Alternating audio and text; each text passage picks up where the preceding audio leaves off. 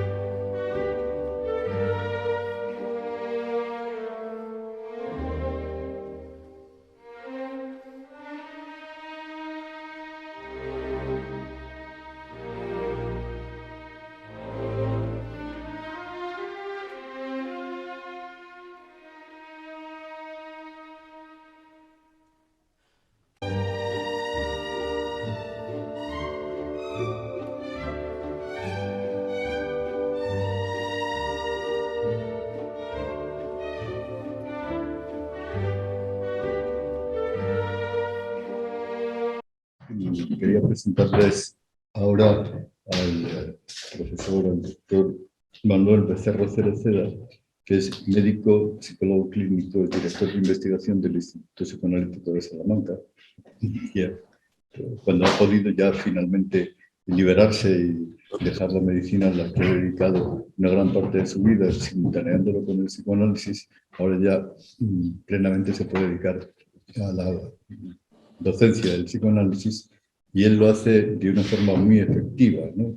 A través de la creación de vídeos didácticos. Entonces, él sabe perfectamente que la gente no atiende nunca más de 10 minutos. Así que aquí cada 10 minutos deberíamos levantarnos, hacer algo, un aplauso, que es lo que se hace. No, sí, está impuesto por la ley. Entonces él hace unos vídeos como de unos 10 minutos. La verdad es que a veces se pasa y hace por lo menos 16 o 17. Lo notamos, que está haciendo trampa. Pero bueno, también tiene vídeos de 7 minutos en los que explica qué es una depresión, qué es la tristeza, qué es la angustia, qué es el bien, qué es el mal, qué es... De todo este tipo de ideas elementales, ¿no? Que tiene Cencillo y que a veces no son unas ideas tan elementales, sobre todo cuando se habla de la sexualidad, por ejemplo, ¿no? Entonces él tiene 7 y pico vídeos en su canal referidos al psicoanálisis antropológico. Y nosotros estamos profundísimamente agradecidos, ¿no? Porque evidentemente todas estas cosas que vamos viendo en los seminarios y demás, si él es capaz de resintetizarlas, darles una imagen, ponerles, pues esto desde luego es una forma mucho más clara y mucho más directa de llegar. Por otra parte, es una persona que además de tener una voz radiofónica, que sabe proyectar muy bien y que comunicar muy bien, además de eso, pues es un artista eligiendo imágenes, ¿no? Y entonces tiene unos vídeos que son verdaderamente muy divertidos y también sus presentaciones pues destacan por ser unas presentaciones especiales. Así que con mucho gusto le cedemos la palabra para que nos hable de un tema controvertido. Muchas gracias, doctor Sedano.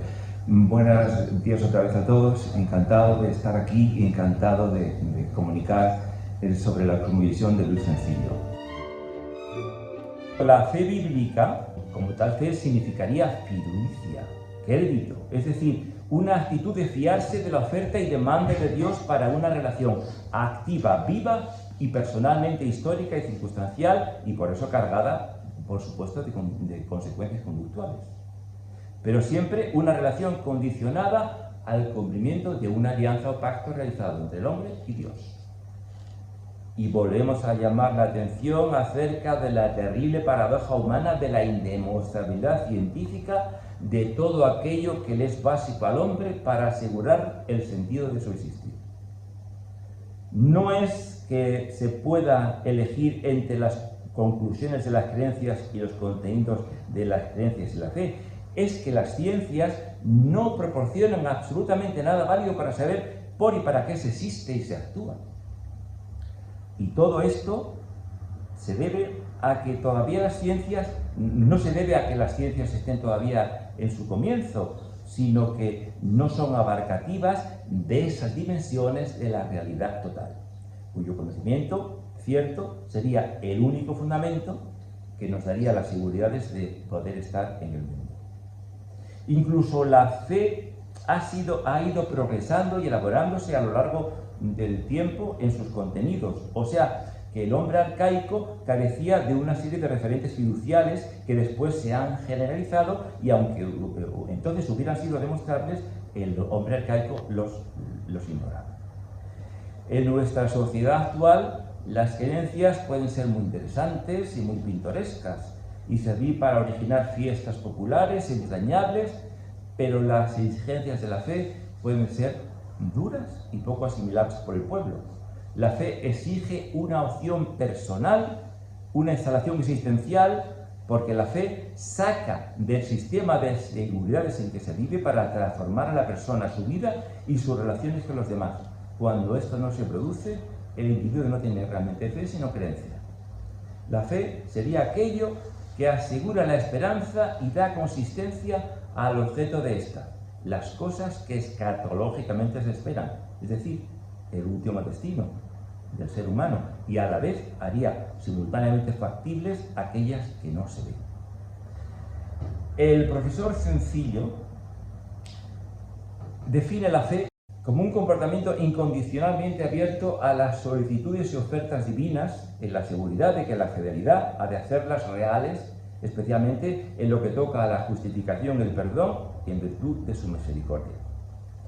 Que la misericordia es el atributo, según Luis Sencillo, más encarecido por Dios, por el Dios bíblico, y expresado por Jesús de Nazaret. Y por eso la fe no tiene por qué ser científicamente demostrable, porque concierne a áreas de realidad que no están al alcance de los sentidos orgánicos ni de los procedimientos de observación y medición tecnológicamente construidos.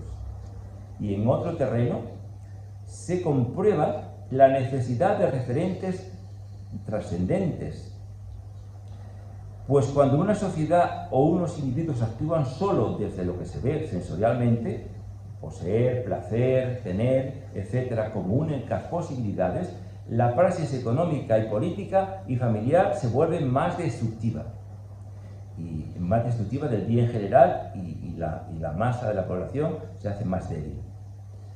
Solo la fe capacita para ello y alumbra las posibilidades de la humanidad construyendo positivamente para la especie. En los humanismos ateos o liberales, como laissez-faire, laissez-passer, le monde de lui-même, es imposible llegar a tales rendimientos en la humanidad por la espontaneidad del hombre. La lucha que refiere la Biblia de los hermanos antietéticos, uno de los cuales es el origen del mal en la historia, aparece humanizada en la contienda entre Caín y Abel. Posteriormente, en el siglo II antes de Jesucristo, surge el estoicismo con Zenón de Citio, que se basa en el dominio y control de las pasiones humanas que perturban la vida y no dejarse dominar por el deseo de placer o por el miedo al dolor. Es sabido que cuando la estoa decaía, se hallaba una curva ascendente, un movimiento avasallador que se extendió por todo el imperio romano multitudinariamente. El culto a Mitra.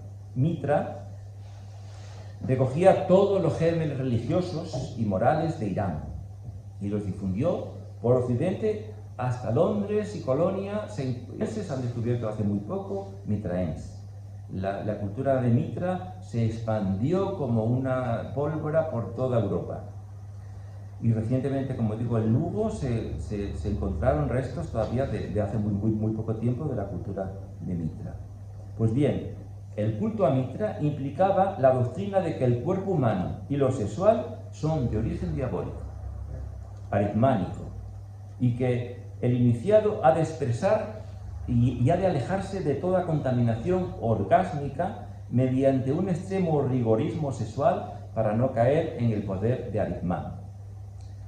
Mani es la fuerza expansiva de su doctrina, en algunas religiones se conservó, y hasta el siglo XII vendrá luego esta corriente a impregnar a San Agustín, y a través de San Agustín esta corriente llegó de alguna manera también a impregnar de alguna manera el cristianismo.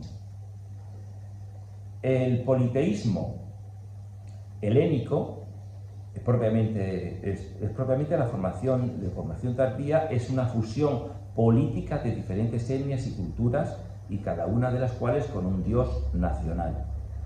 El politeísmo helénico es muy patente esta concepción politeísta, y porque cada uno de los dioses tenía un valor distinto dependiendo de la franja a la que estuviera dedicado. Dentro del cristianismo, sin embargo, es interesante ver cómo la definición que se hace en Hebreos 11:1 llama la atención que el objeto de la fe no es la existencia de Dios precisamente, ni siquiera la historicidad del discurso de Jesús de Nazaret, tan reciente todavía, sino el valor medial de la oferta de justificación y la invitación al reinado de lo sublime. Lo esencial del Evangelio de Jesús es muy sencillo y claro: a los pobres, los pecadores y los perdidos. Y a los menos valorados, a los marginados, les ofrece la gracia, es decir, un don gratuito e incondicional de Dios, y les invita a entrar en el reino para dejarse transformar por él. En contrapartida, y como consecuencia de ello, la única condición para ella que exige es que se perdone y que se ame incluso a los enemigos, como señal escatológica de esa radical transformación del hombre en algo mejor. Jamás fundador alguno de religión ni reformador social de entonces, anterior al paso de Jesús de Nazaret por la historia, pensó cifrar toda la fuerza redentora de su obra o programa en la apertura a los más pequeños de la tierra, la erradicación de los apegos, así, de la posesión de bienes, incluso del bien de la observancia fervorosa de la ley. Esto, según Luis Sencillo, solo puede proceder de una mente divina que es precisamente el garante de la fiabilidad de la fe. De hecho, los modelos de hombre ideal presentados por los estoicos, los humanistas del Renacimiento y de la Ilustración, los naturalistas, los rusonianos, los anarquistas o los marxianos, solo se hallan realizados en la historia en aquellos justos que vivieron de una fe. En cuanto un grupo procedente de estas ideologías se hace con el poder o los resortes de las riquezas, se desata en ellos una inevitable conducta, incluso programas que nada tienen que ver con lo humano y ni siquiera con lo honrado, hasta generalizar en distribuciones capitales y en campos de concentración, como había sucedido en las iglesias cristianas en la Edad Media y el Renacimiento, a pesar de la profesión en Dios y en Jesucristo, y sin embargo se hacía extensiva a estos comportamientos públicos y estatales. Todo ello indica que no basta que sea predicado y difundido la fe, sino que es necesaria la asimilación de la fe psicológicamente por parte de los creyentes. Es decir, que no basta simplemente creer, sino que hay que hacer todo lo necesario para que de una determinada manera la fe produzca efectos constructivos para la especie y no se convierta en un pretexto que pueda seguir desplegando incontroladamente impulsos parciales y básicos de la vida inconsciente de los individuos.